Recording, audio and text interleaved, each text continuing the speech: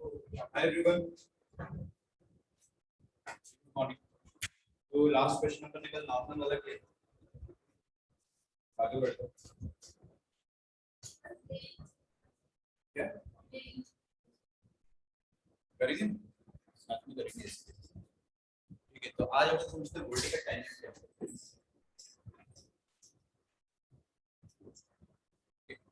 Vertical tangent क्या होता है, ये नीचे तक कितना लिखो।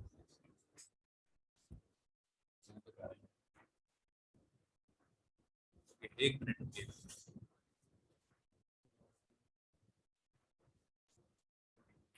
ठीक है, वर्टिकल टेंजेंट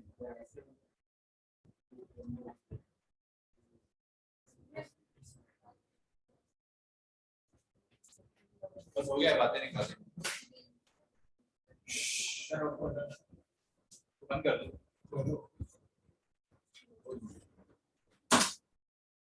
देखिए नाम से समझ में आ रहा है कि टेंजेंट ऐसा जो वर्टिकल है ना, लेकिन अपने को पता करना है कि किस पॉइंट पर वर्टिकल टेंजेंट होगा। पहले तो मैं आपको पारस की डेफिनेशन बताता हूँ। देखो किसी पॉइंट पर अगर अपन ने dy by dx निकाला, बड़ा आसान है, बहुत आसान है, बहुत सिंपल तरीके से सुना। किसी पॉइंट पे dy by dx निकाला है ना, और उस पॉइंट पर एक्चुअली dy by dx यहाँ पे थोड़ा अलग तरीके से निकालते हैं। मैं बताता हूँ, कोई पर्टिकुलर पॉइंट है हमारे पास, ग्राफ से नहीं बताता, उस पॉइंट पर अपन है ना dy by dx निकालने गए थे, 1/0 टाइप का कुछ आ गया। हम लोग क्या बोलते हैं कि डेरिवेटिव को नॉट डिफाइंड, लेकिन ऐसे पॉइंट्स में क्या करते हैं कि लेफ्ट हैंड डेरिवेटिव और राइट हैंड डेरिवेटिव निकाल के देखते हैं। उस पॉइंट पे dy by dx है वो नॉट डिफाइंड टाइप का कुछ आ रहा था, तो हम लोग क्या कर रहे हैं उसमें लेफ्ट हैंड डेरिवेटिव और राइट हैंड डेरिवेटिव निकाल के देखते हैं। और अगर लेफ्ट हैंड डेरिवेटिव और राइट हैंड डेरिवेटिव दोनों की दोनों एक साथ इंफिनिटी को टेंड करते हैं, या तो दोनों की दोनों पॉजिटिव इंफिनिटी को टेंड करें या दोनों एक साथ नेगेटिव इंफिनिटी को टेंड करें, तो इसका मतलब क्या होगा कि वहां पर वर्टिकल टेंजेंट होगा। यहाँ पे कंफ्यूजन क्या आता है, एलएसटी आरएसटी निकालना अपने को आता है, सीखा है चीज ना। एलएसटी आरएसटी का आंसर इंफिनिटी इंफिनिटी आना चाहिए, लेकिन दोनों आइदर पॉजिटिव इंफिनिटी या तो दोनों के दोनों नेगेटिव, एक पॉजिटिव आ गया एक नेगेटिव आ गया, तो फिर वर्टिकल टेंजेंट वहां पे नहीं होगा। क्यों नहीं होगा, क्योंकि वहां पे यूनिक टेंजेंट ही नहीं बनता है। इसका मैं आपको एक्सप्लेनेशन ग्राफिकली समझाऊंगा, बट एक बार इसको थ्योरेटिकली लिखते हैं। y is equal to f of x, y is equal to f of x as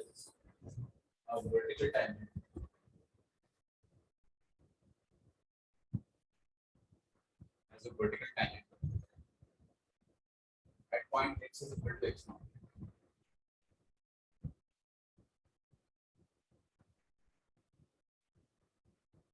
At point x is equal to x naught, if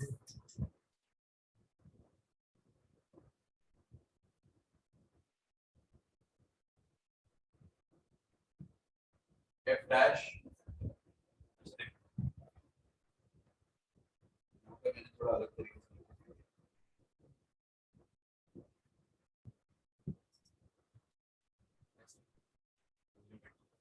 h tending to 0, f of x naught plus h minus f of x naught upon h.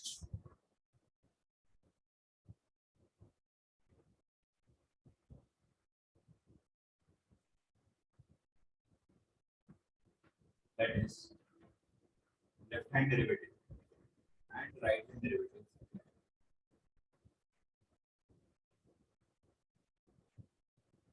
both tends to plus infinity or both minus infinity. तो सुनने में अजीब लग रहा हो, समझ में आ जाए।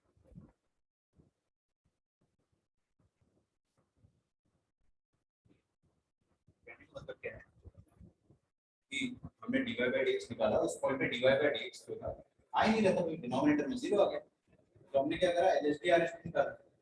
LHD कुछ भी RHD निकाला, left hand derivative plus infinity आ गया, राइट हैंड डेरिवेटिव भी प्लस इंफिनिटी आ गया, तो फिर वहां पे वर्टिकल टेंजेंट है, मतलब वर्टिकल टेंजेंट बन सकता है, बनेगा। और दोनों के दोनों माइनस इंफिनिटी आ गए तो भी वर्टिकल टेंजेंट बनेगा।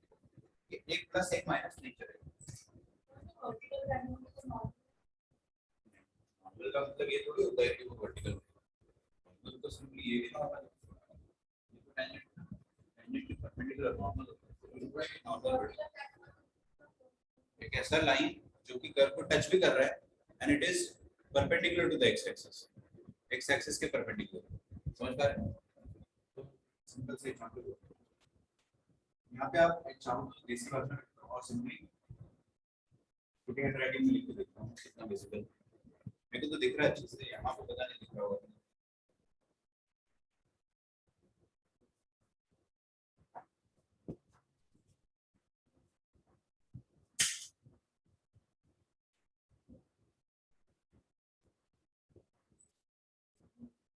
ठीक है वो बात नहीं है, लेकिन समझ में आ जाएगा।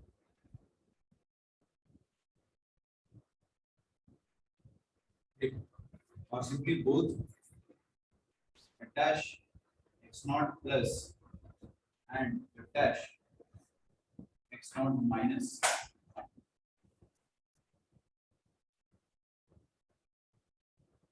tends to plus infinity or minus।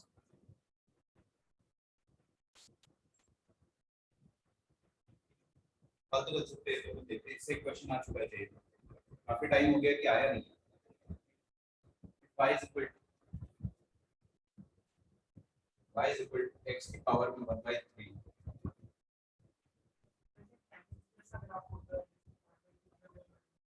तो असिम्प्टोट हो गया।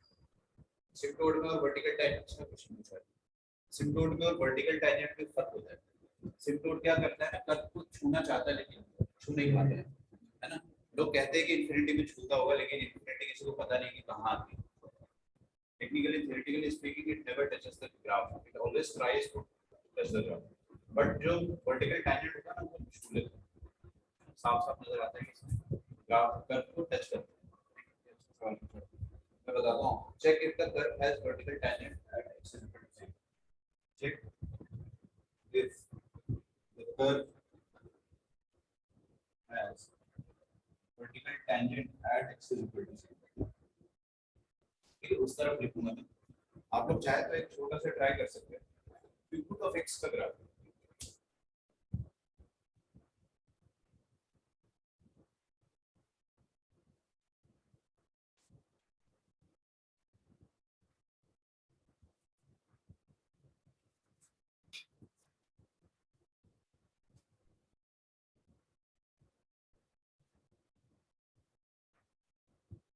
ठीक है, आप लोग छोटा सा ट्राई, मैं चाहूंगा कि एक चीज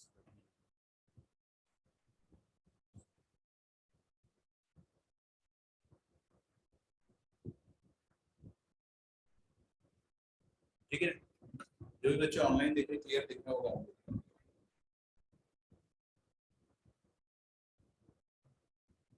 सबसे पहले आप क्या करेंगे, कोई तो बड़ा आसान, आपको जरूरी नहीं, अब तक मैं यहाँ पे ना डेफिनेशन जो दिया है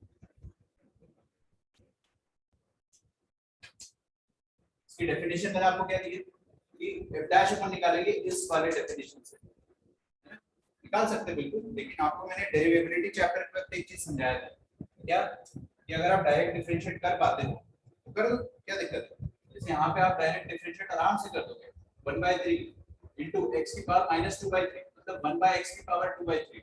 साफ साफ नजर आ रहा है कि इसको अगर अपन 0 पर डिफरेंशिएशन करेंगे, इसका 0 पर इसके टेंजेंट का स्लोप निकालेंगे तो नॉट डिफाइंड आ रहा है, एग्जैक्ट 0 पर दिख रहा है ना। तो हम लोग क्या करेंगे, 0 प्लस पे चेक करेंगे, ये f डैश x लिखोगे, हम लोग चेक करेंगे f dash of 0 plus, f dash of 0 plus पे अगर अपन चेक करेंगे कितना आ जाएगा, चेक करते हैं। 1/3 यहां पे रख दो 0 प्लस h, मतलब h की पावर 2/3, ये टेंड करेगा कहां पे, इंफिनिटी पे। और अगर अपन f डैश 0 माइनस लिखते हैं तो ये आ जाएगा 1/3 1 upon minus h की पावर है 2/3 and it will tend towards again infinity, infinity की तरफ क्यों कर रहा है, माइनस इंफिनिटी कर, क्योंकि यहाँ पे पावर देख रहे हो ना, पावर इवन है, 2/3 इवन हो गया ना, 1/3 into 2 हो गया, 1/3 का स्क्वायर हो गया। स्क्वायर मतलब आंसर अपना नेगेटिव नहीं आ सकता।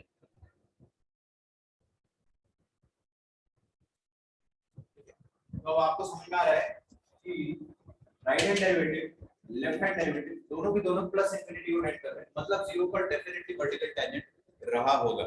जीरो पर वर्टिकल टेंजेंट के बारे में अपन बात करते हैं।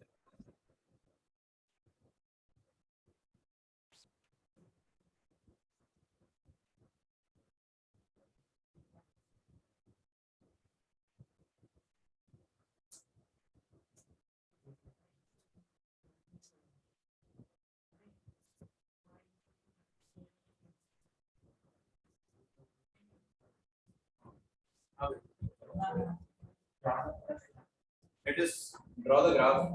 ग्राफ जब तक ड्रॉ नहीं करता इंसान तब तक फील नहीं आता। अच्छा, कुछ डाउट है क्या? ग्राफ ग्राफ बना रहे हैं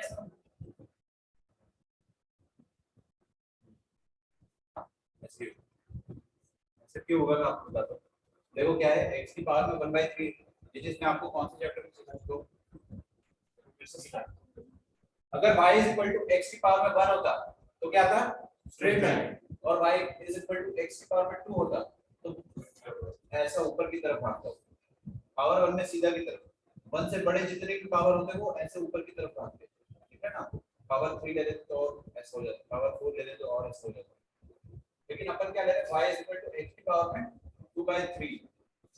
2/3 मतलब अभी अंदर की तरफ आएगा। ये वाला ग्राफ अभी मेरा काम है, बाकी सारे काम नहीं है। ये मैं आपको सिखा चुका हूं, एक बार और समझ।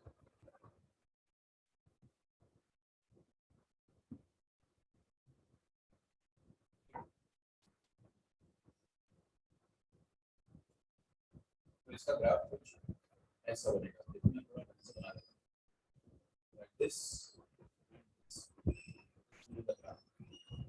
और आप साफ साफ देख पा रहे होंगे कि जीरो पर ये y एक्सिस की टेंजेंट की तरफ आ रही है। अब आपको एक डाउट आना चाहिए, क्या इससे टेंजेंट तो ऐसी लाइन होती है जो कर्व को टच करती है, लेकिन ये तो कट कर रही है। हाँ? उसका एक रीजन, ये टच भी, ये टच तो नहीं कर रही है, कट कर रही है, लेकिन है टेंजेंट है ना, ये सेकंड नहीं है।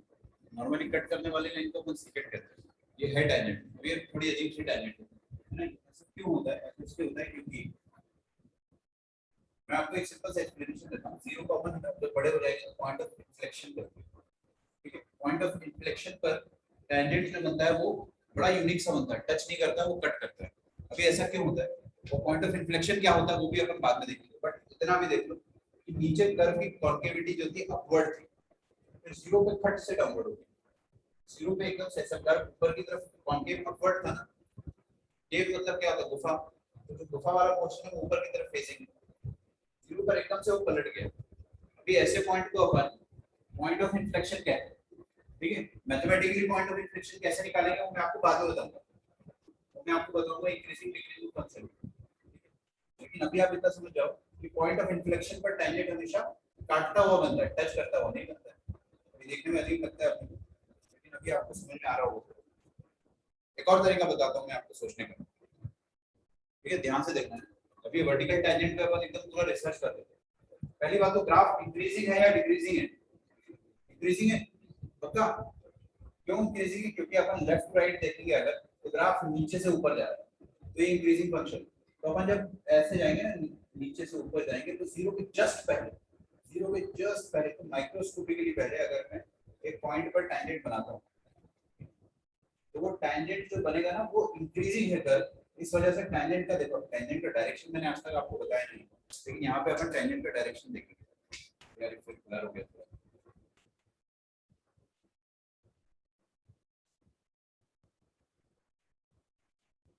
एक सेकंड।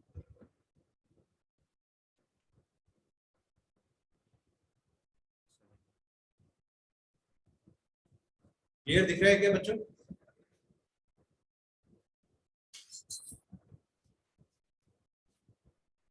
मैंने दूसरा ऐप में चालू कर दिया रिकॉर्डिंग, उसकी वजह से थोड़ी सी दिक्कत। एक बार कंफर्म करना मुझे, कोई भी स्नेहा बात नहीं बन, अगर क्लियर है तो बहुत अच्छी बात है, नॉट क्लियर बहुत ब्लर है। हाँ अच्छा रुको एक मिनट यार। देखो टेंजेंट का डायरेक्शन बनाना सीखो मेरे साथ। अपन क्या करेंगे ना, जीरो पर टेंजेंट बनाता है, आप आगे ऐसे टेंजेंट बनाते हैं, ये y एक्सिस ये बना दिया टेंजेंट। लेकिन हम लोग कैसे बनाएंगे, जब हम लोग ऊपर आ रहे हैं तो जीरो के जस्ट पहले आपको टेंजेंट बनाना है। जीरो के जस्ट पहले जो टेंजेंट बनेगा, ग्राफ इंक्रीजिंग है तो वो उसका एरो का डायरेक्शन आप ऐसे देंगे। क्या फिर सुनने में थोड़ा अजीब लगेगा कि टेंजेंट में एरो का डायरेक्शन, बट वो एक सेंस समझ में आएगा कि जो आपका टेंजेंट है वो इंक्रीजिंग सेंस में बन रहा है। तो ये वाले पॉइंट पर जो टेंजेंट बन रहा है वो हमने ऊपर की तरफ बनाया, और इसके जस्ट ऊपर मतलब जीरो के ऊपर अगर बने तो जीरो माइनस पे जब मैंने टेंजेंट बनाया तो वो इंक्रीजिंग बना, जीरो प्लस पे जब टेंजेंट बनाया तो वो भी ऐसा इंक्रीजिंग ही बनेगा क्योंकि ग्राफ आपका इंक्रीजिंग है ना। इसीलिए जीरो पर जो टेंजेंट बन रहा है, जो लेफ्ट हैंड साइड से बन रहा है और जो राइट हैंड साइड से बन रहा है, दोनों की दोनों प्लस इंफिनिटी की तरफ फेस कर रहा है। थोड़ा सा सुनने में अजीब लग रहा है, इसका मैं आपको है ना एक्सेप्शन दूंगा तब आपको समझ में आएगा। जैसे कि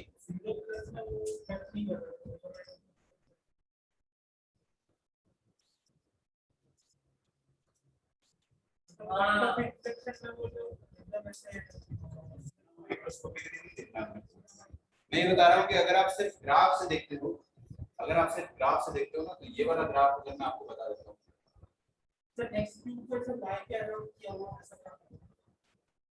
ये वाला ग्राफ देखो, क्या इस ग्राफ में वर्टिकल टेंजेंट है? पहली बात तो अगर सिर्फ ग्राफ होता हूँ कुछ लोग यस बोलेंगे, कुछ लोग नो बोलेंगे। है उसमें, चलो ये एक अच्छा एक्सप्लेनेशन हुआ है क्योंकि सोच की वजह से यूनिक टेंजेंट नहीं बनेगा।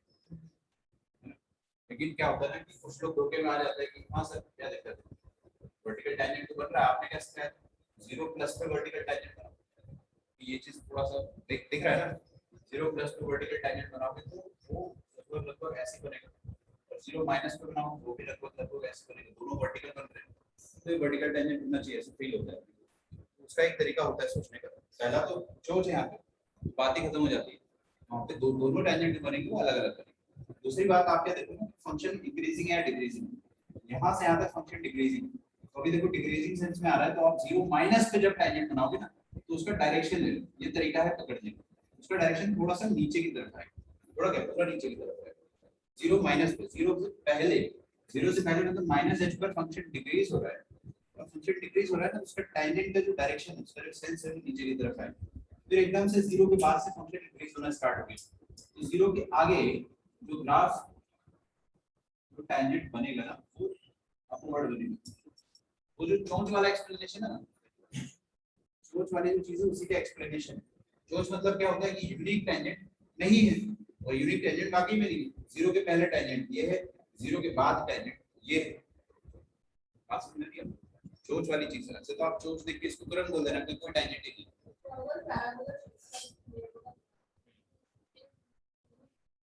पैराबोला शेप में तो कोई दिक्कत जाएगी नहीं, सिंपल पैराबोला, क्या दिक्कत है इसमें, vertical tangent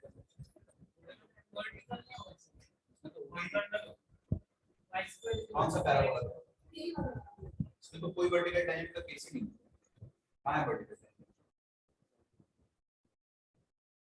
there is no vertical tangent, यहां पे हॉरिजॉन्टल टेंजेंट, तो इसकी पावर x की पावर में 1/3 हां इनवर्स है ना, मतलब हॉरिजॉन्टल पार्ट आ रहा है वो y एक्सिस पे आ रहा है, उसमें x एक्सिस पे अलग लगता है, ठीक है, क्यों ऐसा हो रहा है बताओ, वो इनवर्स हो गया, बेसिकली मैंने थोड़ा सा ज्यादा अच्छा बना दिया,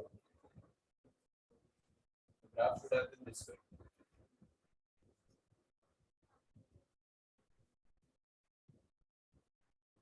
ऐसा होना चाहिए,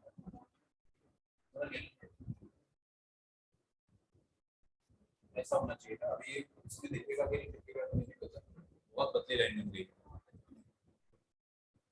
ये वाला मार्कर अच्छा नहीं है, उसमें एक डालनी पड़ेगी, क्या देख, तो ग्राफ आएगा ना, आप सही बोल रहे हो, एकदम सही बोल रहे हो, लेकिन ऐसा क्यों हो रहा है, इसका एक्सप्लेनेशन ये हो जाएगा, ये वाला ग्राफ है y is equal to x की पावर 1/3 और y is equal to x cube, दोनों एक दूसरे के इनवर्स फंक्शन आप सिमेट्री को y is equal to x, तो इसलिए ऐसा हो रहा है।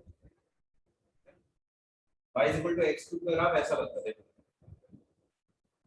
उस केस में हॉरिजॉन्टल टेंजेंट 0 पे, तो वो भी कट करता होगा मैंने, कट क्यों कर रहा है, क्योंकि वो भी पॉइंट ऑफ इंफ्लेक्शन। आप ये वाला ग्राफ देखो तो ये वाला कॉन्केव डाउनवर्ड फिर कॉन्केव अपवर्ड, तो 0 पे कॉन्केविटी चेंज, मैं सब 0% 0 मतलब कट नहीं कर रहा है क्योंकि वो उसी पे ट्राई कर रहा है। सही कह रहे हो, सही कह रहे हो, सही कह रहे हो, इतना माइक्रोस्कोपिकली सोचेंगे तभी तो वो टेंजेंट है, तभी तो वो टेंजेंट झूठ है, लेकिन वो बड़ी पिक्चर में कट करता हुआ नजर आता है। अच्छा ये वाला जो क्वेश्चन मैं आपको दे देता हूँ, इसको आप ट्राई करो, क्या हो गया विदाउट, ये करो y is equal to x की पावर 1/5, 1/5 लेके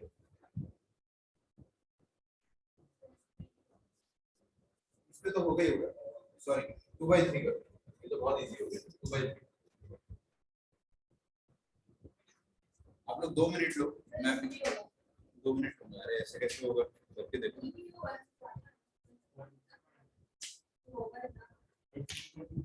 are missing the best part, करो करो, इसका हॉरिजॉन्टल इसका ग्राफ बना के बता दो मुझे, मैं उतने में खुश हो जाऊंगा, या फिर इसका f डैश के लॉजिक से करके देखो, नहीं होगा।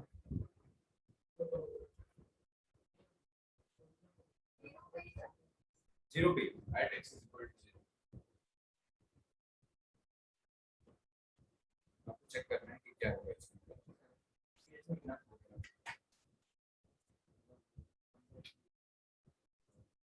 1/3 और 2/3 में फर्क, सबसे पहला सवाल आप लोगों से ध्यान से सुनना, ये जो अभी अभी मैंने ग्राफ बनाया था 1/3, ये फंक्शन ऑड था या इवन, और ये वाला फंक्शन ऑड है या इवन, ये और है ये इवन है। ये ऑड है क्योंकि -6 डालने पे माइनस बाहर आ जा रहा है, ये इवन है। हाँ अभी जो बनाया था मैंने वही ग्राफ था उसका, वही वही जो ग्राफ मैंने अभी बनाया ना चिड़िया जैसा, वही तो वही ग्राफ, चलो भाई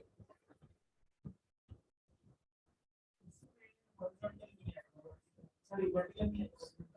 सबसे पहली बात तो आप लोग जो बोल रहे थे वो एकदम सही था कि सर ग्राफ तो ऐसे ही बनना चाहिए क्योंकि पावर जो है 0.661 से छोटी है, लेकिन यहाँ पर पावर क्या है 2/3, 2/3 मतलब इवन फंक्शन है, यहाँ पे पावर क्या था 1/3, 1/3 मतलब ऑड फंक्शन, ऑड फंक्शन था इसलिए अपन ने सिमेट्रिक अबाउट ओरिजिन बनाया, इसको सिमेट्रिक अबाउट वाई एक्सिस बनाएंगे तो ये ऐसा बनेगा। अब आप ग्राफ देख के बता सकते हो कि चोंच है, चोंच है मतलब कोई टेंजेंट की बात करेंगे नहीं, चाहे वर्टिकल हो चाहे हॉरिजॉन्टल, बात ही खत्म, ठीक है।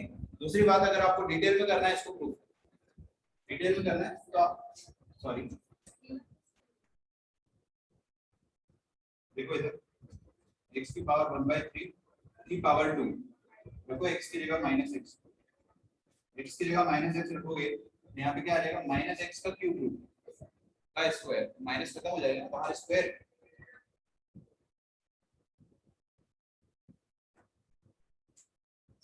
सोच देखिए मतलब वर्टिकल टेंजेंट की बात क्या, अपन कोई भी टेंजेंट की बात नहीं करेंगे, यूनिक टेंजेंट होगा ही नहीं, लेकिन अगर आपको बहुत डिटेल में जानना है तो बहुत आसान तरीका बता देंगे, आपका बोर्ड एग्जाम भी एमसीक्यू होगा, वहां पे किसी को समझाने की जरूरत भी नहीं, लेकिन अगर आपको f डैश निकाल के करना है तो आप क्या करो, f डैश एट 0 प्लस निकाल लो, f डैश एट 0 माइनस निकाल लो, मैं आपको बताता हूं क्या आएगा, देखो 2/3 पहली बात तो 2/3 into x की पावर में कितना आ जाएगा -1/3, तो 1/x की पावर में 1/3 ऐसा, और यहाँ पे 0 प्लस रखेंगे अपन मतलब h, आपको पता चल गया ना h रखेंगे तो प्लस का इंफिनिटी आएगा, और 0 माइनस पे अगर अपन करते सेम चीज को 2/3 into 1 by minus h की पावर में 1/3, ये क्या आ जाएगा माइनस का इंफिनिटी, तो समझ में आ गया ना अपने को, वर्टिकल टेंजेंट नहीं मैथमेटिकली करो, लेकिन समय बचाने के लिए अपन ऐसे कर सकते हैं,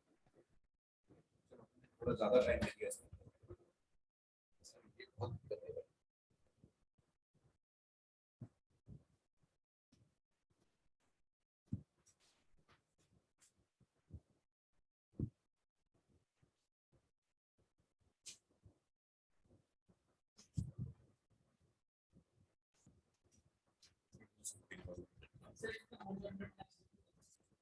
हॉरिजॉन्टल टेंजेंट हो सकता है, लेकिन वो यहाँ पे यहाँ से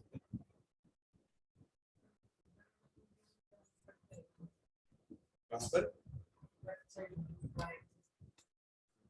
एक मिनट फिर से बताऊँ दिखाऊँ करके।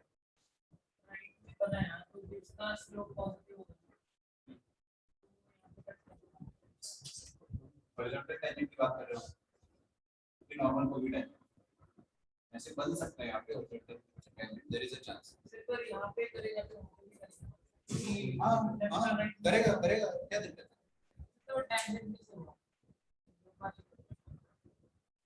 हो सकता है कि ऐसा हो, आप चेक कर लो ना dy by dx कहाँ पे जीरो हो रहा है। पहली बात तो नहीं करेगा, मैं आपको बताऊं एक चीज, mathematically it is not possible, देखकर अपने को ग्राफिकली लगता है। ये ख्याल क्यों आ रहा तुम्हारे दिमाग में? देखो ये आ गया आपका dy by dx, 1 upon something कोई क्वांटिटी कभी जीरो भी है, जीरो कौन कराता है? न्यूमरेटर, न्यूमरेटर तो 1 है, तो ये जीरो हो ही नहीं सकता, एग्जैक्ट जीरो ये हो ही नहीं सकता। और फ्लैट टेंजेंट और फ्रंटल टेंजेंट कब आता है? जब dy by dx exact zero हो, तो हो ही नहीं सकता ना।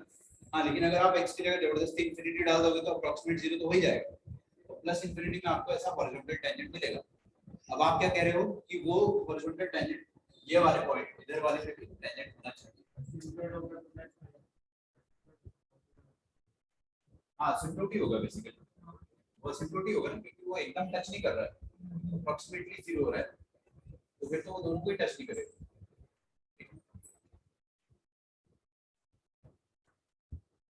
अच्छा एक मैं आपको थोड़ा अजीब क्वेश्चन देता हूँ, वर्टिकल टेंजेंट के इतने आसान क्वेश्चन थोड़ी आएंगे। If I am not wrong, IIT में 2002 में आया था वर्टिकल टेंजेंट का क्वेश्चन एक बार, उसके बाद से चेक करता हूँ 2002 का तो मुझे याद है, बस क्वेश्चन होगा या नहीं होगा, चेक डिवाइस बिट सिग्नल पहले ये तो करो आप, check vertical tangent at x is equal to 0.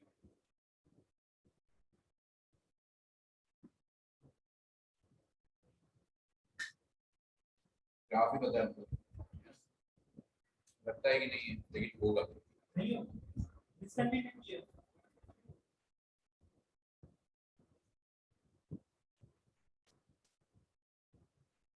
Exception नहीं है भाई, एक्सेप्शन नहीं है, चलो एक्सेप्शन नहीं, मेरे को एक्चुअली बिल्ड याद आ रहा है, इसमें पूछ रहा था, नाम याद नहीं है। देखो क्या होता है, आपको जब टेंजेंट बनाना होता है, इसका मैं बताऊँ बड़ा अजीब सा है। पॉइंट का बना उसका तो इंपॉर्टेंट है। ये भी एक तरीका है सोचने का, ये भी एक तरीका है सोचने का। देखो सबसे पहले अपन क्या करेंगे, सिग्नम एक्स दिया है तो सिग्नम एक्स का ग्राफ दिमाग में आता है, वैसा होता है लाइन डॉट और लाइन, है ना। हम लोग क्या करेंगे, f डैश ऑफ 0 प्लस निकालते हैं, f डैश ऑफ 0 प्लस क्या हो जाएगा, f of 0 plus h minus f of 0 upon h, ठीक है। Signum of h minus signum of 0 upon h, signum h कितना होता है 1, सिग्नम 0 0 और सिग्नम ये तो नीचे h, 1 बाय h कितना हो जाएगा इंफिनिटी। यार मैथमेटिकली तो इंफिनिटी आ गया, अगर दूसरा वाला भी इंफिनिटी आ गया मतलब वर्टिकल टेंजेंट होगी, कैसे होगी वो अपने को सोचना पड़ेगा। Dash of 0 minus f of 0 minus h minus f of 0 upon h, ये हो जाएगा signum of minus h minus signum of 0 upon minus h, signum minus h होता है -1, ये होता है 0 अपॉन h, तो माइनस इंफिनिटी आ गया, सर माइनस माइनस h तो प्लस इंफिनिटी आ गया, मतलब अपना वर्टिकल टेंजेंट तो यहाँ पर है। अब कैसे, how is it possible graphically, ठीक है, मैथमेटिकली तो it says that there should be a vertical tangent, और फिर यहाँ पर मैथ्स में कोई एक्सेप्शन नहीं होते कि यहाँ पे अगर मैथमेटिकली प्रूव हो जा रहा है तो वहाँ पे वर्टिकल टेंजेंट होना चाहिए, बट इसको फील करने वाली बात है, ठीक है। ये क्वेश्चन मैं इसलिए करा था क्योंकि ये फील नहीं हो पाता, तो अगर अपन इसको फील करना चाहेंगे, सिग्नम का ग्राफ ऐसा होता है, यहाँ पे डॉट होता है,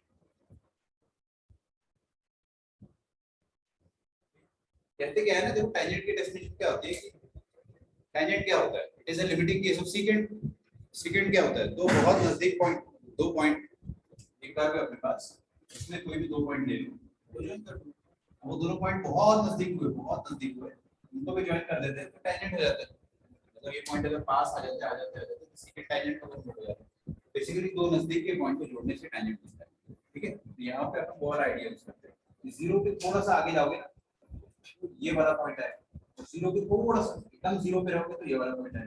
वो दो नजदीक के पॉइंट जीरो और ये जीरो प्लस पर जो वैल्यूज आ रही है वो आ रही है ये और ये, इनको अपन ज्वाइन करते हैं तो ऐसा टेंजेंट अपने को नजर सेम विद दिस, ये दो नजदीक के पॉइंट को अपन ज्वाइन करते हैं तो ऐसा आएगा। ये सुनने में बड़ा अजीब सा एक्सप्लेनेशन लगता है, लेकिन टेंजेंट की अपन जो एक्चुअल डेफिनेशन उसको यूज कर रहे हैं, दो नजदीक के पॉइंट को हम लोग ज्वाइन करके देख रहे हैं तो अपने को एक वर्टिकल टेंजेंट और दोनों का डायरेक्शन जो होगा वो ऊपर की तरफ से होगा। ठीक है, ये इसका एक प्लॉजिबल एक्सप्लेनेशन हो जाता है, क्योंकि ऐसे अगर करेंगे तो आता है ग्राफिकली अपने को फील नहीं होगा। ठीक है, और इसका मैंने इसलिए बता दिया क्योंकि एग्जाम में आ गया अगर तो आप कंफ्यूज मत हो, बहुत रेयर है ये, एक तरीके से वन ऑफ द काइंड, ऐसे ज्यादा एग्जांपल्स नहीं है। सर अगर क्वेश्चन ये डिफरेंशियल जीरो पे डिफरेंशिएबल है कि नहीं ये आपको मैं बताऊं, ये मत देखो, ये देखो, हाँ पहली बार तो चलो आपने सही बोला, डिसकंटीन्यूअस है डिफरेंशिएबल, और मैंने इतना तो चेक कर लिया कि डिफरेंशिएबिलिटी। चलो एक बात देखो, राइट हैंड डेरिवेटिव क्या है, left hand derivative minus infinity plus infinity, क्या आरएसटी बराबर है? हाँ, दिया समझ फाइनाइट नहीं है ना, फाइनाइट होता तो बराबर बोलते हैं। ठीक है ना, तो अपन बोलेंगे कि नहीं, बात करेंगे बिल्कुल बात करेंगे, बात तब नहीं करते अपन जब ग्राफ ही नहीं होता, हवा होती है ना, दोनों तरफ हवा है, उस केस में अपन बात नहीं करते। तो अभी मैं क्या कह रहा था आपको, हाँ एलएसडी और आरएसडी दोनों इंफिनिटी इंफिनिटी, अगर दोनों फाइनाइट होती तो अपन बोलते हैं कि पॉइंट उस पॉइंट पे डिफरेंशिएबल होगा फंक्शन। अभी यहाँ पे आप साफ बोल सकते हो कि डिफरेंशिएबल नहीं होगा। ठीक है, डिफरेंशिएबल नहीं होगा, वर्टिकल टेंजेंट तो बन जा रहा है, वर्टिकल टेंजेंट का और डिफरेंशिएबिलिटी का कोई लेना देना नहीं है। जैसे अपन ने एक और ग्राफ बनाया था, हाँ एक और ग्राफ मैंने आपको बना के दिया था, हाँ? अगर ऐसे कर्व बना हाँ, रैंडम कर्व बना उसका वो भी एक पॉइंट उठा के ऊपर एक मिनट ताकि वहाँ पे गड्ढा के ऊपर होगा, वहाँ पे वो vertical tangent, vertical tangent, vertical tangent मतलब सच में वर्टिकल होना चाहिए उसको, टेंजेंट तो होंगे यहाँ पे, देखो लेफ्ट साइड पे टेंजेंट होगा, राइट साइड पे टेंजेंट होगा, बिल्कुल होगा, और दोनों ग्राफ से देखने पे सेम ही लग रहे हैं। टेंजेंट मतलब क्या होता है, स्लोप, स्लोप टेंजेंट होगा, बट वर्टिकल टेंजेंट तो वर्टिकल होना चाहिए यहाँ पे, वर्टिकल टेंजेंट आ है, शुड बी वर्टिकल, ये वर्टिकल ही है। वर्टिकल का मतलब आप समझो पहले कि y एक्सिस पर ये पैरेलल होना चाहिए। अभी मेरे को ना एक चीज याद आ रही है, पहली बात तो आज की रिकॉर्डिंग हो सकता है कि अच्छी नहीं बनी,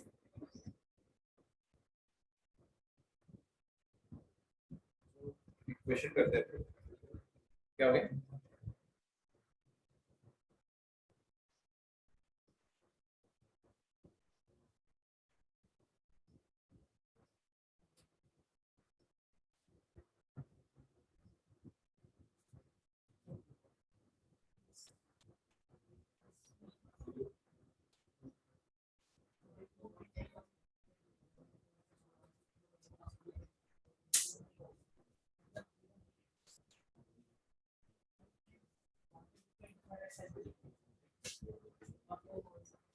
पॉइंट में से इनफाइनाइट एंगल्स बना सकते हैं ना, बताओ कोई एग्जांपल, कोई भी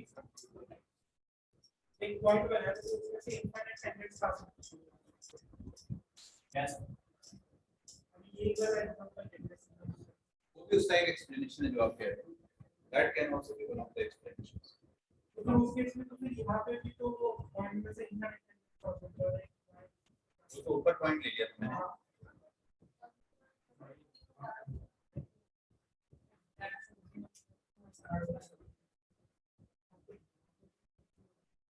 देखो क्या हो रहा है ना, तुम जो बता रहे हो जो ऊपर पॉइंट बना था वो क्यों बना था, क्योंकि यहाँ पर फंक्शन डिफाइंड नहीं है। तो हम लोग जब भी टेंजेंट बनाते हैं तो वो किसी पॉइंट पर बनाते हैं। अभी इस पॉइंट पर आप टेंजेंट बनाओगे ना, इस पॉइंट पे टेंजेंट बनाओगे तो इसके पहले और इसके बाद में टेंजेंट बनाएंगे वो दोनों सेम होना चाहिए। तो अपन बनाते इसके पहले है और इसके बाद, ठीक है? वो दोनों सेम हो गया तो यूनिक टेंजेंट। इस पॉइंट पर देखो मैं टेंजेंट बना ही नहीं रहा, ठीक है, इसलिए मैंने उस लॉजिक से यहाँ पे समझाया नहीं आपको। मैंने इसलिए बोला कि दो पॉइंट्स को ज्वाइन करते हैं, दो पॉइंट्स को ज्वाइन किया, यहाँ पे एक टेंजेंट बन गया, यहाँ पर एक टेंजेंट बन गया। आप ऐसा ना सोचो कि ये जो डॉट है इस पे अपन इनफाइनाइट टेंजेंट बना सकते हैं। टेंजेंट डॉट पे बनेगा ही नहीं। आपका जो आपकी जो बात है ना, अगर ध्यान से सोचे तो नहीं बनेगा। क्यों नहीं बनेगा? क्योंकि डॉट अपन एक पॉइंट सर्कल की तरह ट्रीट करेंगे और उससे क्रॉस करते हुए लाइन बनेगी, टच करते हुए थोड़ी बनेगी। जितनी भी लाइंस बना दोगे इसमें कट करते हुए बनेगी, टच करते हुए थोड़ी बनेगी। आप ऐसा क्लेम नहीं कर सकते। इस बार हम लोगों ने वो पॉइंट सर्कल के केस में तो बोला होगा कि उसमें से कब बोला ऐसा? नहीं लिखा है इसके तो मैथमेटिकल एम्बिग्यूटी वाला केस है।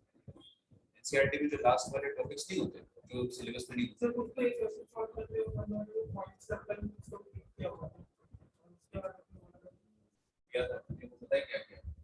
हम लोगों ने बोला था कि point functions are considered as continuous. Point functions को अपन कंटीन्यूअस मानते नहीं सर ये वो कोऑर्डिनेट वाले सर्कल्स वो क्या लिखा है मैं बताऊं ना, फैमिली ऑफ सर्कल्स का एक कांसेप्ट है। फैमिली ऑफ सर्कल्स को कुछ और याद आ रहा है, बताओ मैं बताता हूँ क्या था। l प्लस लैम्डा c, हां ये तो उसमें मैंने पॉइंट सर्कल लिया था, एक लाइन और एक पॉइंट से पास होने वाले फैमिली। ये क्या है वैसे? मतलब एक सर्कल से पास कर दो तो बहुत सारे लाइंस। हाँ मैं थोड़ी बोला था वो टेंजेंट है, मैंने थोड़ी बोला था टेंजेंट। तो वो तो बहुत छोटा है उसके इसमें से पास करने वाला क्या है? अरे तो दैट वाज अ लाइन, वो तो लाइन थी, लाइन तो पास कर ही सकती पॉइंट से। वी आर नॉट क्लेमिंग कि वो टेंजेंट है। ऐसा भी दावा थोड़ी करा था कि वो लाइन जो है वो टेंजेंट है। हमने बोला था कि पॉइंट से लाइन पास कर रही है। Lines can pass through point, क्या दिक्कत है? तो बचपन से तो we can not call it tangent. समझ में? ये मैथमेटिकल एम्बिग्यूटी बहुत ज्यादा अंदर घुस गए हो।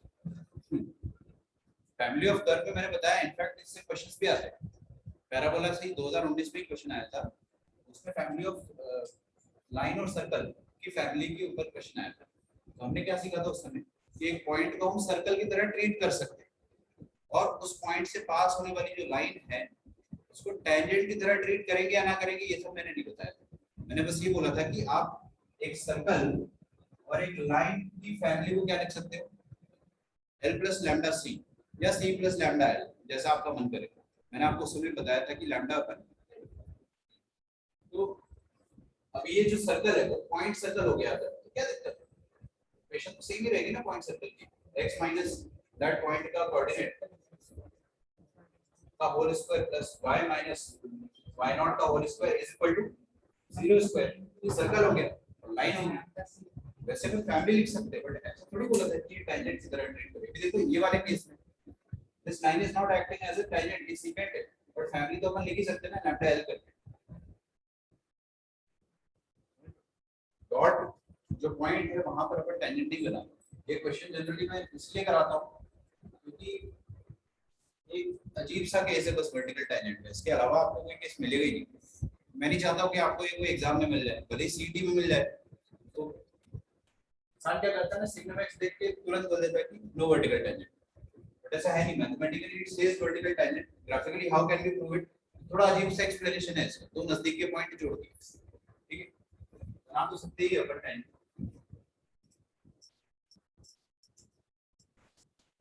बाकी टेंजेंट बनाने के लिए आपको जीरो के पहले और जीरो के बाद बनाना पड़ेगा, वो दोनों सेम आते हैं डिफरेंस के वजह से। और कोई डाउट हो तो पूछ लो। तो अपन फैमिली की बात कर रहे थे, तो फैमिली वाली चीज और ज्यादा रिलेट करेंगे। तो मैं आपको कुछ पैरामीट्रिक कोऑर्डिनेट लिखवा देता हूं, लिखिए some common parametric coordinates on the curve. Some common parametric coordinates on the curve.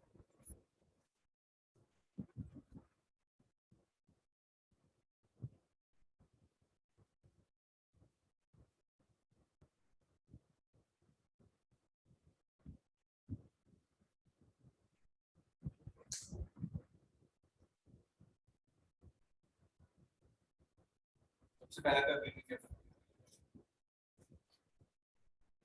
X square plus y square equal to r square. इसमें पैरामीट्रिक कोऑर्डिनेट जो होता है x is equal to r cos theta and y is equal to r sin theta.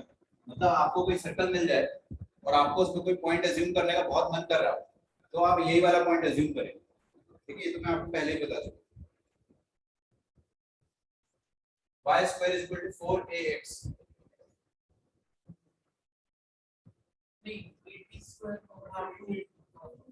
x is equal to 80 square और y is equal to 280। ठीक है, अगला है ellipse दिया हुआ है।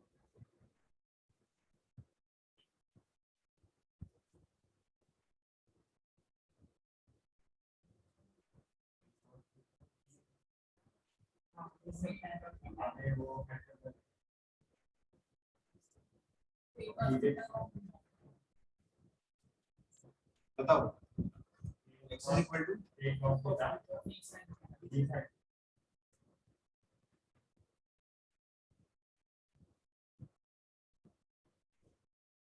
x square by a square minus y square by b square is equal to 1। क्या आ जाएगा, x is equal to a sec theta, y is equal to b tan। जब मुझे पता होना चाहिए, पता भी है। एक और कर्व लिखना था मुझे, xy is equal to c square, xy is equal to c square, ct comma c by d।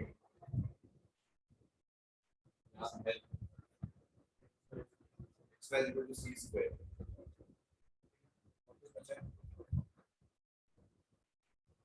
ये भी अच्छा, y square is equal to x cube, y square is equal to x cube,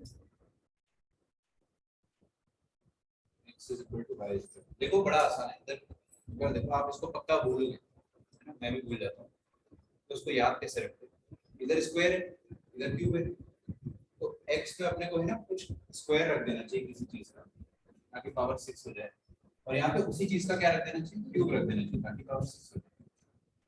मेरे को याद नहीं रहता है इस चीज का, लेकिन आप इसको लॉजिक से पकड़ सकते हैं।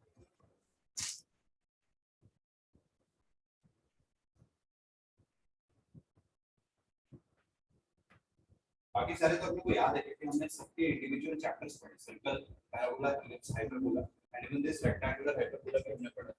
चलो रेक्टेंगुलर हाइपरबोला आ गया तो जानेंगे।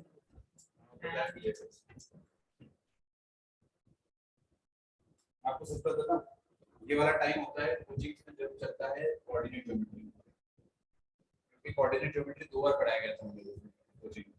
पहली बार पढ़ाया तो सिर्फ और सिर्फ बेसिक कि फोकस क्या होता है, एलआर क्या होता है, समझो, डायरेक्ट्रिक्स क्या होता है, बस यही सब पता है। और फिर दूसरी बार में बताया था उनके टैंजेंट्स, नॉर्मल्स और बहुत सारी प्रॉपर्टीज हो चुका है। हाँ, रिवाइज तो मैं कराऊंगा, यहीं पे कराऊंगा, व्हाइट बोर्ड नहीं करूंगा, ऑनलाइन भी करा सकता हूँ, लेकिन हाँ थोड़ा थोड़ा क्या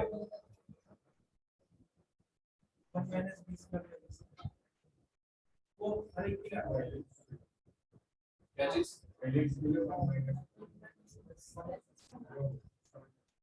कर्व ट्रेसिंग ये सब मैं पढ़ाऊंगा नहीं ज्यादा, मैं आपको सब पुराना पढ़ा दूंगा।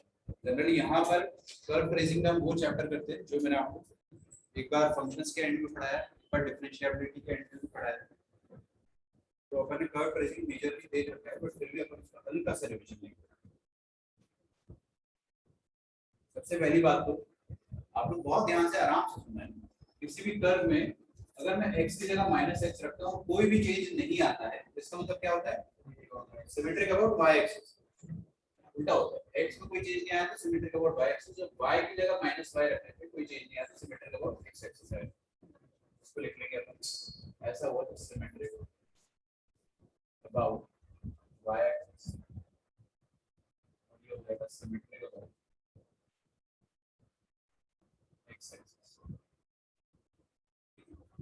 और अगर किसी कर्व में, है ना, किसी कर्व में चमत्कार ही हो जाए कि भाई ये दोनों की दोनों हो जाए, x की जगह -x और y की जगह -y रखने में कोई चेंज नहीं आया, तो फिर वो चारों क्वाड्रेंट में सिमेट्रिक हो जाएगा। जैसे कि सर्कल होता है, सर्कल का example x square plus y square is equal to a square. तो यहाँ पे x की जगह माइनस x रखने में कोई चेंज नहीं आया, y की जगह माइनस y रखने में कोई चेंज नहीं आ रहा, तो इसलिए कर्व जो है ना वो चारों क्वाड्रेंट के अबाउट सिमेट्रिक आप देखते हैं, that is why it is a circle. और कोई एग्जांपल, हाँ ये देख लो, एग्जांपल नंबर 2, बड़ा सिंपल एग्जांपल देता हूँ, y = mod x, y = mod x में क्या होगा, x की जगह माइनस x रखो कोई चेंज आएगा तो नहीं।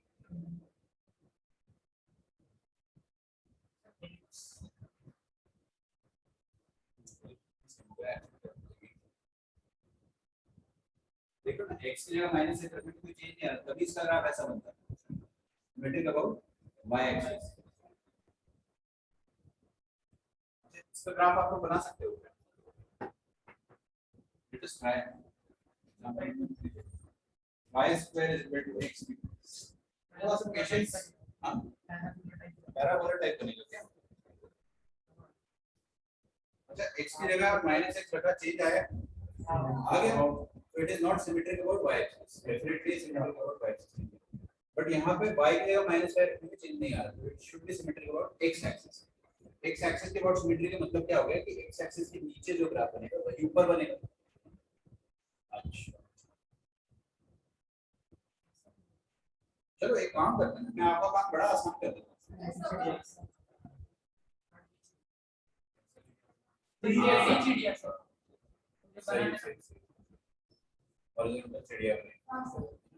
देखो सुनो, आपका काम, मैं आपको सब पढ़ा चुका हूँ, मैंने उस समय पढ़ाते वक्त बोला भी था कि अगर आप पढ़ लिया तो एमओडी एओडी में पढ़ना नहीं पड़ेगा, तो अभी वो टाइम आ गया कि मैं आपसे बहुत सारे कीमती आवर्स को बचा दूंगा। यहाँ पे देखो ये 2 लिखा है, हम लोग क्या करेंगे, दोनों तरफ रूट ले लेते हैं, दोनों तरफ रूट ले लेते हैं ताकि हमको थोड़ा सा अच्छा दिखे, आपको y स्क्वायर देगा y दिखे, तो we will be getting y = x की power 3/2।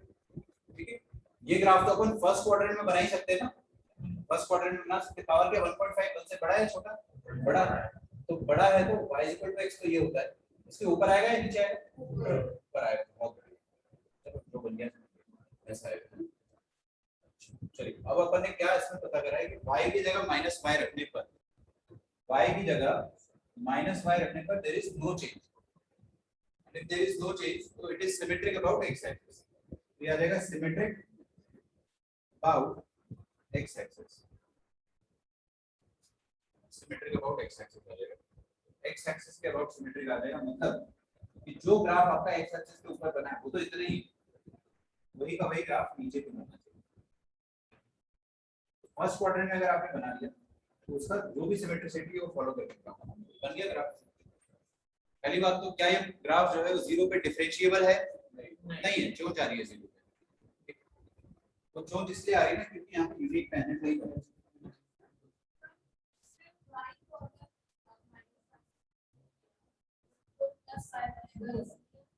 It is symmetric about x axis, x axis के जैसा ऊपर है वैसा x एक्सिस है,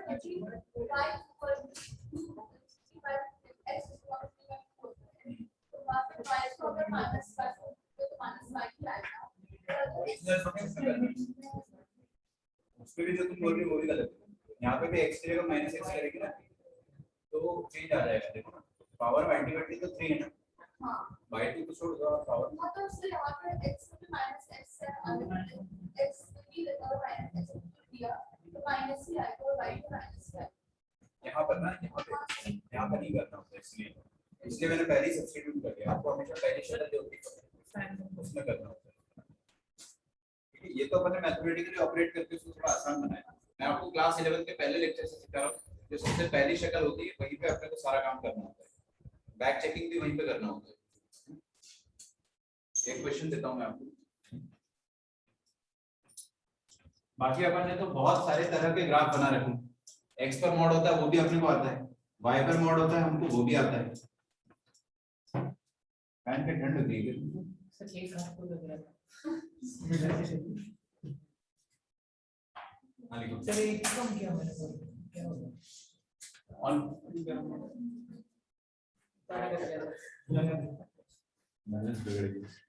on curve y square is equal to x cube,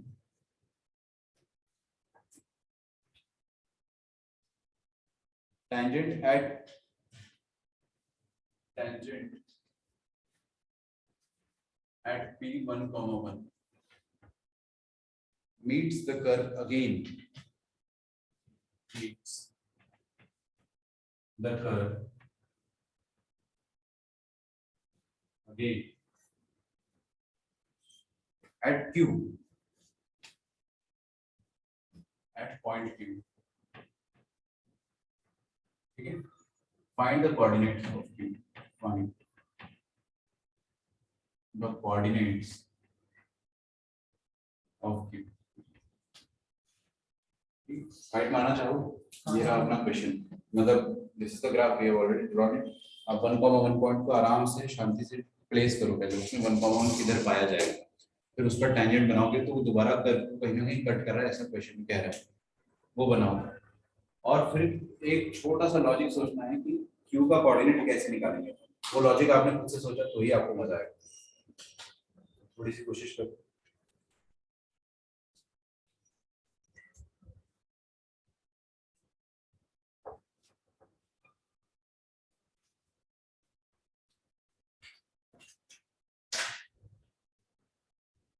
अभी ठीक दिख रहा है मेरे ख्याल से रिकॉर्डिंग.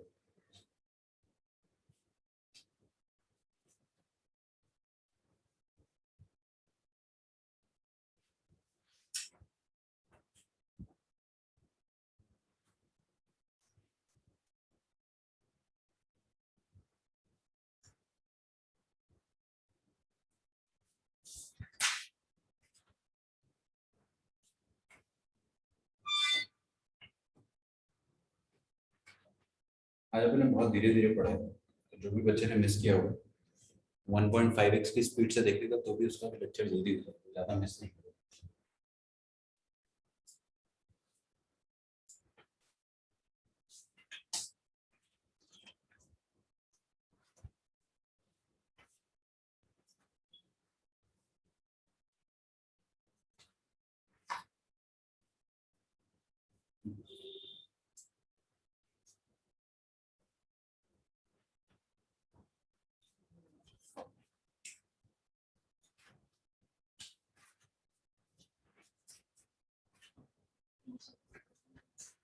आया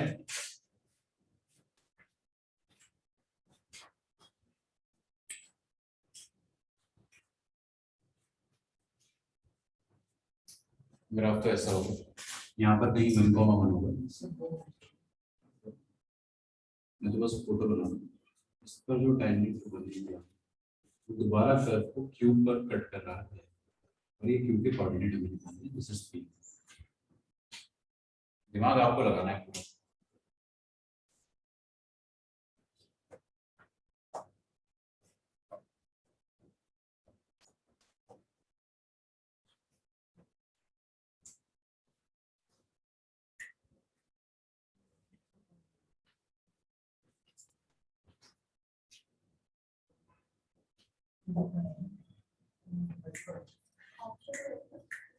ऑप्शंस तो नहीं, पॉइंट आंसर ऐसा अजीब है. सर ऑप्शन बता दो sir.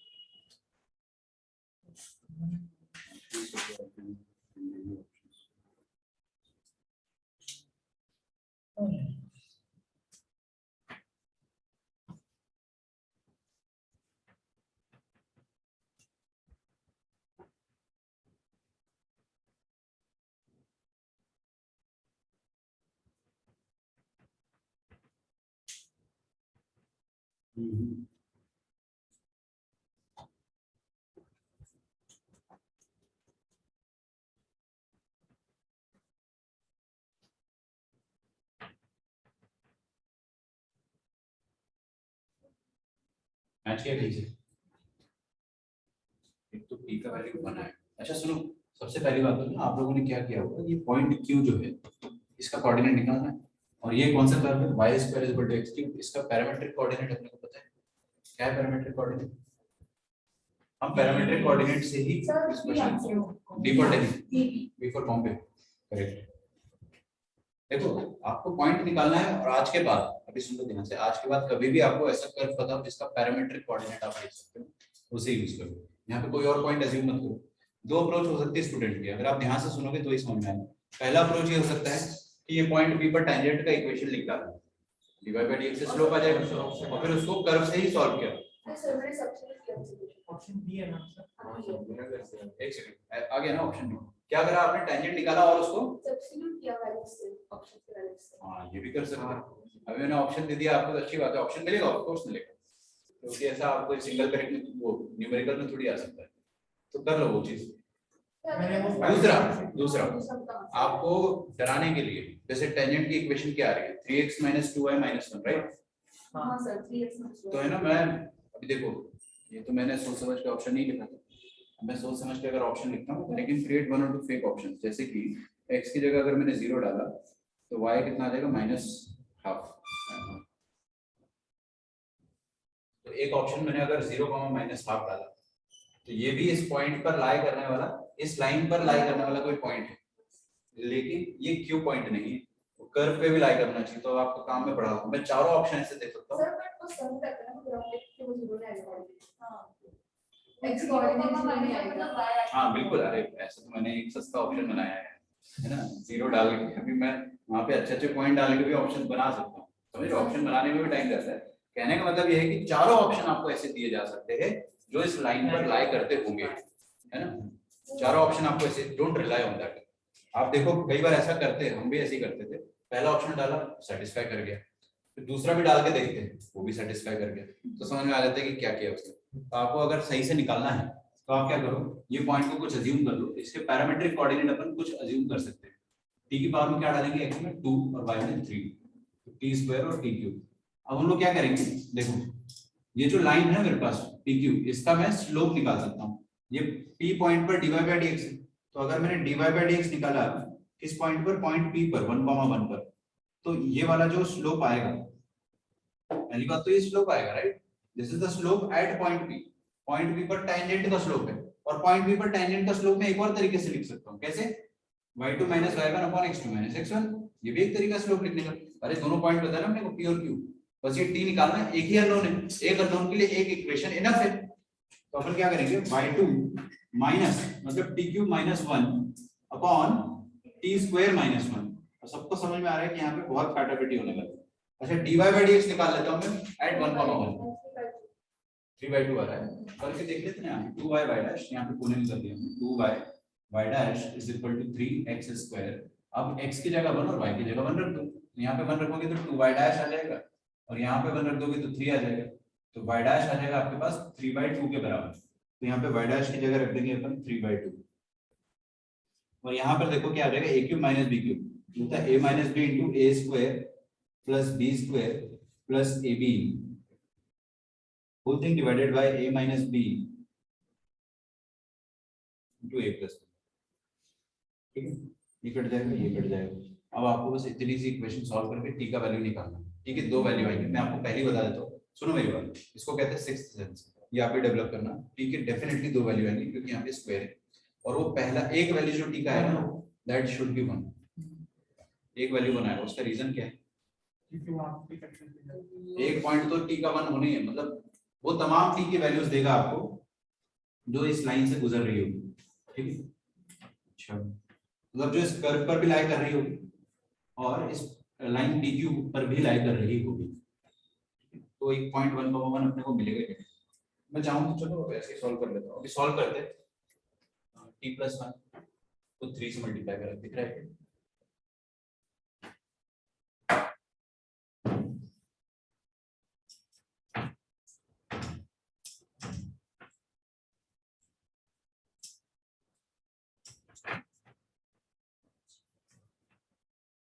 3 to t+1, 3t plus 3. This is equal to 2t square plus 2 plus 2t. ठीक है, सबको RHS में फेंक दिए, तो 2t square minus t, t minus 3 minus 1.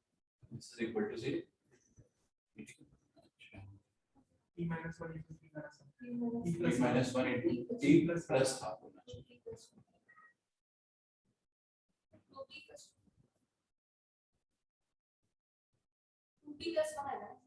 वही 2t plus 1/2 आएगा, मतलब ठीक है, मैं भी 2t plus 1 ही लिखता, लेकिन इसमें t plus half हो जाए तो ज्यादा सही है, t is equal to 1 और t is equal to minus half आएगा, अब t इक्वल टू 1 से तो अपने को यही वाला पॉइंट दोबारा मिल जाएगा, क्योंकि बेसिकली ये क्या है, कहा गया हाँ t cube t square common t cube क्या रिप्रेजेंट करता है, इस कर्व पर लाई करने वाला कोई भी पॉइंट।